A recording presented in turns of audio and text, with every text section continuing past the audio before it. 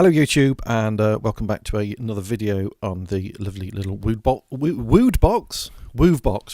I've gone all Robbie Williams, but anyway, a lot of people didn't like Woovebox. I thought it was quite a good track, but anyway, I've gone off on one about Robbie Williams and Woovebox. This is not the Woovebox, this is the Woovebox. So yeah, I've already done a video on the sequencer, but having kind of played around with it a little bit more, I felt it kind of deserved a part two. There were a couple of bits I've missed off. And on this one, I wanted to really go through all the conditional triggering and all that kind of stuff as well. So hence the reason here we are with part two. So before we get into that, just usual reminder that if you want to support the channel, you can do so via Patreon. You will get some free stuff on there. There are various sample packs you can download. There is quite a lot of deluge stuff. I may, if I can work out how to do it, and when I've done some of my own patches on here, I'll try and dump them off there. I don't know if that's a thing I can do and share those, but that's something that will come up in the future. So yeah, if you want to support the channel, then there is a link in the usual place in the description below.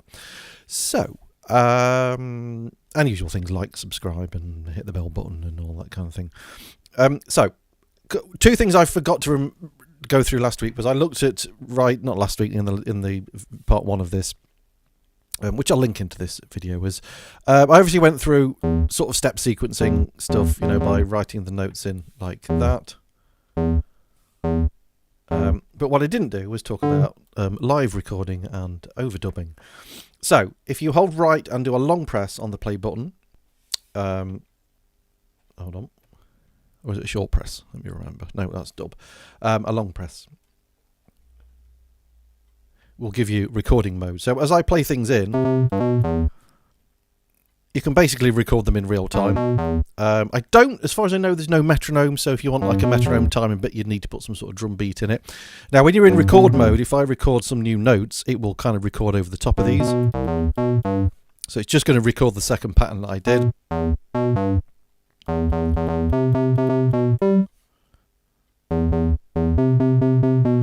Okay, so if I wanted to then kind of overdub, record over the top of that, we would press right and do a short press, and you get it in dub mode, where I can start to add extra notes on, and it won't record over the other bits. Okay, so that's, recording. Just going to get rid of all these, and we will look at some of the other stuff. So I really wanted to go through all the conditional things, because there's so much stuff in there, and I kind of really sort of skirted over it very quickly last time. So I'm just going to drop this down an octave just so we've got more of a bassy kind of sound. Okay, so let's just put a C on the first note, and I'm going to put a G over here, just so we can demonstrate the slide a little bit better, and all that kind of stuff. So if we want to make this note slide into this one, to kind of do like 303 kind of slides, there is a better way of doing that with legato, but you can do it, and I'm going to cover that when I do a sound design video. So the kind of like the when thing, I think I went through on the previous video in a fair bit of detail. That's pretty straightforward. It's 1 of 2 and all of that sort of stuff. I'm going to put it on 1 of 2 for now, so you can hear it with and without the conditional thing, and I'm going to go through quite a few of these. So at the moment it's going to play every time. What I'm going to do is put it on slide, so it will slide the first time and then not the second time. It's like this. Okay, so you can hear that slide going down, hopefully, in there. And then every single one of these conditional things has the same thing. So at the moment we're on, let me go back to this one again. We're on slide and then slide with a dot. So if it's the one with a dot, it won't play if it doesn't meet the condition. So what will happen this time is it will just play the slide note, and then it will miss it out on the other one. Okay, and this time through it will miss it out. So I'm not going to go through all of those, but every single one of these has the dot version with it, and it all does the same thing. It just doesn't play the note if you don't want it, if you do it on that basis. Press that button again. I keep doing that wrong. Accent is pretty straightforward. I had a quick look at that last week, and then you can do accent and slide.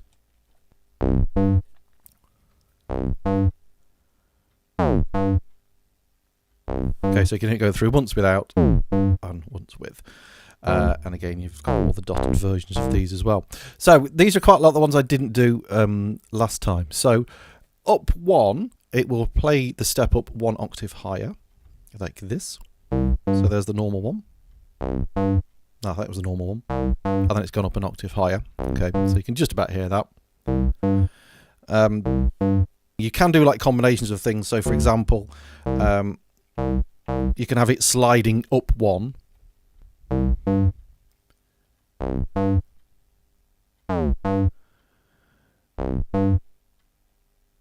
And then basically you've got the same things but going down 1, which is the next one. You can hear it's gone down an octave.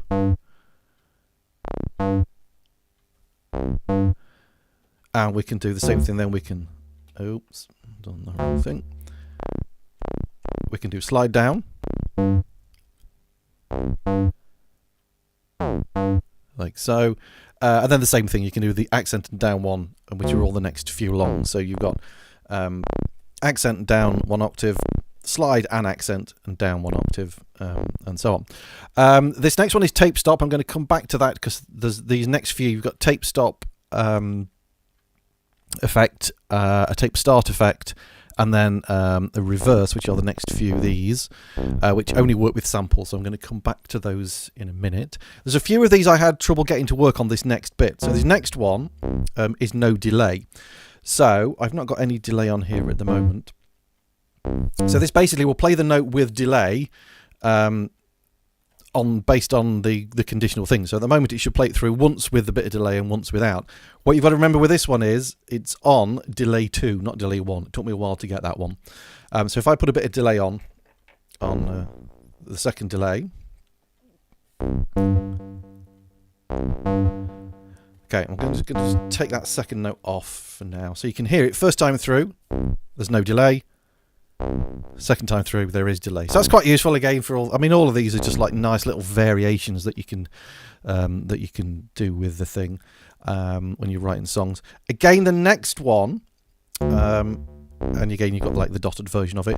So this is one with the LFO, which again I kept doing it and it didn't work, and there was a reason why. You have to do something special, which I will show you in a minute. Okay, so we're over on the pitch page. At the moment it's not doing anything. So remember, you've got 2 LFOs, one for oscillator 1, one for oscillator 2. So I'll put a little bit on both of them.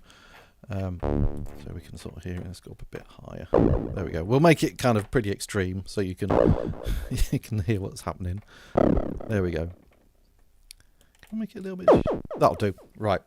Okay, so if I now go back to sequencer and put it on do play LFO, what happens is it does it every single time. Which, had I read the manual properly, I would have realised what you've got to do is, to make it do conditional, is you've got to go to the oscillator, and it's this one here. So the LFO trigger at the moment is on free. You can have it re-trigger, which obviously every time it hits a new note it will re-trigger it, or conditional. So you have to have that on conditional. So that's button 4, 5, 6, 7 on the oscillator page. So now, so you can hear it's doing it with and without. Now it seems to work that even if you have, let's see what happens with oscillator 2 on it. Yeah, it doesn't seem to matter what oscillator 2 is set to, but it does seem to matter on oscillator 1. So let's just go through that again. You can hear it's doing it that time, and then it won't do the second time. Okay, so just watch out for that, because that caught me out of why that wasn't working. But like I say, read the manual and you know what's happening. So you can do the same thing, and I won't go through all these, but you can do the amp envelope and the filter, sorry, not envelope, the amp LFO and the filter LFO in the same way. So carrying on, I think this next one was, yeah, I got a bit confused with this one. I'm not entirely sure what was happening with this one. So what it says in the manual is the up 1, it modifies the note pitch up by 1 note. So whereas before we were going up 1 octave, sort of on the, it says up by 1 note on the selected scale. So you can hear that's just moved up 1 note.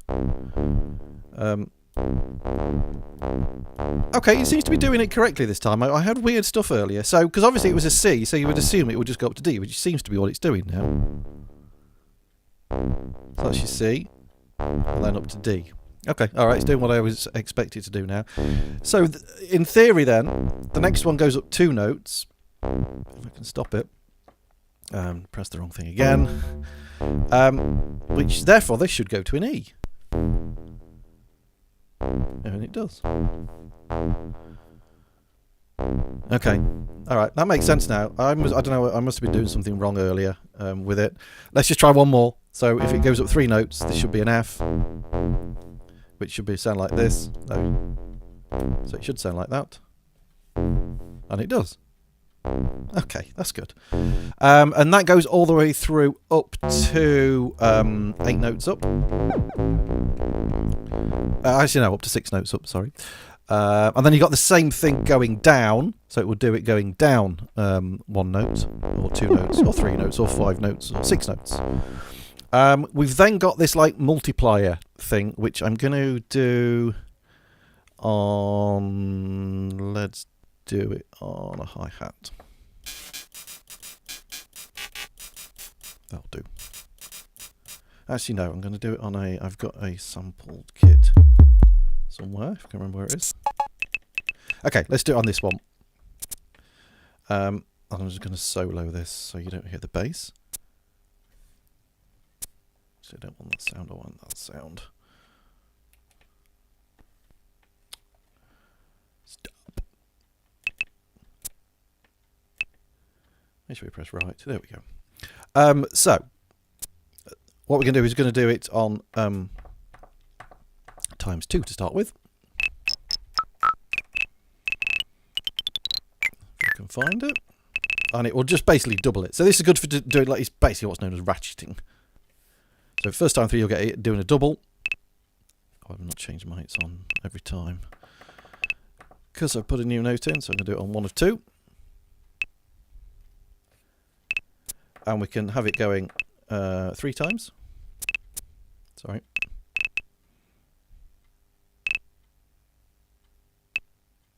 Or 4 times. All the way up to 8. So great for those like trap hi-hats and all that kind of stuff. Which is nice. Stop. And then the next one we've got is... Let's go back to the bass this time. I'm going to just get rid of that. Go back to our lovely bass note, which is not getting annoying in the slightest. So what happened this time is we're on G up 2. Don't know why I've gone all Yorkshire, but there we go. I can find it, which is that gup 2. So what this one does is it plays the step and then it re-triggers it once more a higher a note, which is sort of determined by the follow chord thing. So you can hear it's going like going dun, and then let's go back to the 2 1.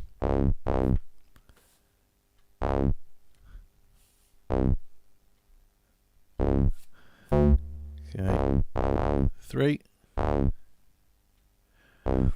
So what it's doing, it's playing the step and then it's re-triggering it 2 more times at a higher note value. And we can do it on 4.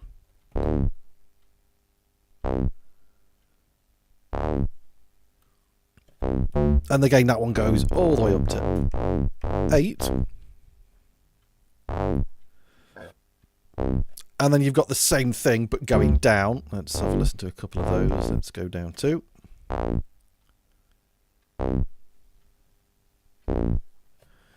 Okay, and again, depending on the sound, that's going to be a little bit more obvious for using that. So let's go back then to, let's get rid of that note, the ones I didn't deal with earlier, which was the ones that are for samples only. So I've got a sample kit on here. I'm going to use, we'll use that longish note there, because that's going to be like a little symbol. Okay, just need to make that length a little bit longer so you can hear it. Okay, we'll do again, we'll do 1 of 2, and then we're going to go tape stop. So it should do like a kind of tape stop effect, which is there. So it'll do it on the first one and then not the second one. There you go. Okay, and then you can do it the other way round, which is like a tape sort of starting up. A tape start. Press the button rather than turned it. The amount of times I do that. So that's tape start. Okay. And we've also got reverse, which is quite nice. Okay, so for the chord one, you've got a slightly different... Well, you've got 2 extra options for the conditional things that it will do. So you've got all the same as all the other ones I've just been through, all the, you know, go up, go down, slide and all that kind of stuff. And I've just got this basic kind of chord sound. You've got to make sure you've got a... it's just playing for one step, so it's at the moment it's just doing a quick note like that. So I'm going to do it 1 as 2, and then if you go, when it's on the first bit, we go back to beginning. But anyway, you go right to the end of this page, and you've got strum up and strum down. That's what the ST stands for. So if I put it on strum up, and the 1, 2, 3, 4, 5, 6, 7, 8 is kind of how fast it will do it. So I've slowed the tempo down a little bit so you can actually hear what it's doing, and you'll hear it on this one. Let's put another note in here. So you can hear it. I'll do the conditional thing on that one as well.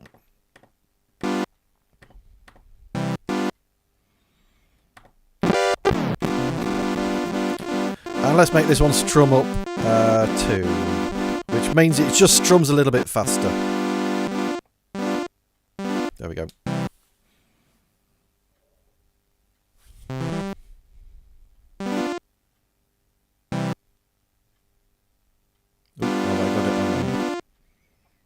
Again, I got that on a dotted one. You still got that same option where you can have it not play the second time through. So it's almost like a little arpeggiation thing of the chord. And like I say, the higher numbers will just make it strum faster. So let's take that up to like 5. Whatever that was one.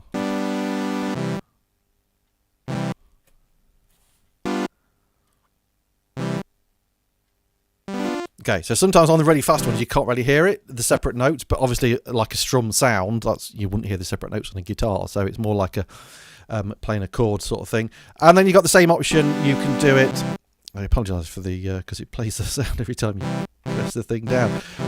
We can have it going down as well, so we'll have that one going down, the other one going up.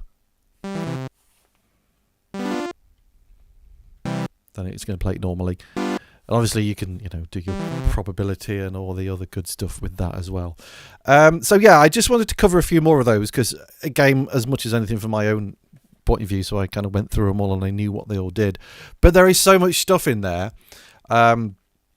just to give you that variety. And if you just put it on random, it's going to just do it every now and then. You got 25, 50%, and I think 75% random. It would be nice if you could pick your own random percentage. Again, that's something that possibly could be put in a future firmware update. That would be quite cool. I've got a kind of a list of things I might just send over to Mr. Woovebox Evo/Ivo, because I'm not sure if I'm saying his name right, to see. There's a couple of things.